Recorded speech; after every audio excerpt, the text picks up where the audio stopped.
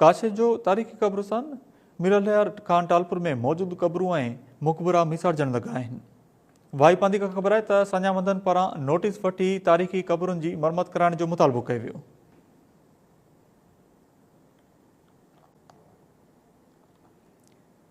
काशे जो तारीख़ी क़ब्रिस्तान मीरलियार खान टालपुर में मौजूद क़ब्रूं ऐं मुक़बरा विसारजण लॻा।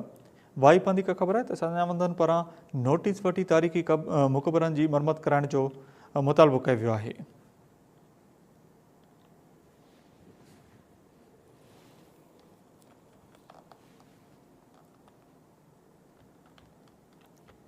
काशे जो तारीख़ी क़ब्रिस्तान मीरलियार खान टालपुर में मौजूद क़ब्रूं ऐं मुक़बरा विसारजण लॻा आहिनि।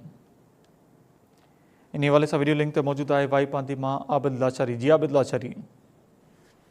जी असीं हिन वक़्तु काछे जे तारीख़ी शहर ड्रिगवाला भरिसां ही तारीख़ी क़ब्रिस्तान आहे मीरलियार खान टालपुर जो, उते मौजूदु आहियूं। ही मुंहिंजे पस मंज़र में तव्हां जेको आहे तारीख़ी क़ब्रिस्तान जेको आहे मीरलियार खान उते जेके मौजूदु मुक़बरा आहिनि उहे तव्हां ॾिसी रहिया हो त उहे मुकमल जेके आहिनि उहे तबाह ऐं ज़ुबून हाली जो शिकार आहिनि। ही तारीख़ी क़ब्रिस्तान आहे, काछे जी हिकिड़ो क़दीम वरिसो आहे, पर अफ़सोस सां चवणो थो पए त हिते जेको आहे काफ़ी अरसे खां जेको आहे को रिपेयर जो कमु न थी सघियो आहे, जंहिं करे हितां न जेके आहिनि ही क़ब्रिस्तान में मौजूदु जेके मुक़बरा आहिनि उहे तबाह ऐं बर्बाद थी रहिया आहिनि। इन हवाले सां काछे वासियुनि पिण या ॻणती जो इज़हार कयो आहे त ही काछे जो हिकिड़ो क़दीम विरसो आहे जेको क़ब्रिस्तान जेको तारीख़ी हैसियत रखे थो, पर उहो जेको आहे वक़्तु गुज़रण सां ही मुकमल तबाह थींदो पियो वञे। इलाइक़े वासियुनि मुतालबो कयो आहे त फौरी तौर ते जेको आहे सिंध हुकूमत ऐं आर्कियोलॉजी खातो जेको आहे हिन जो नोटिस वठी जेके ज़ुबून थींदड़ या ही तबाह थींदड़ जेके मुक़बरा ऐं क़ब्रिस्तान आहे उनजी मालिकी करे हुनखे रिपेयर जो कमु करायो वञे त जीअं ही जेको तारीख़ी विरसो आहे काछे जो उहो तबाह थियण खां बची सघे। जी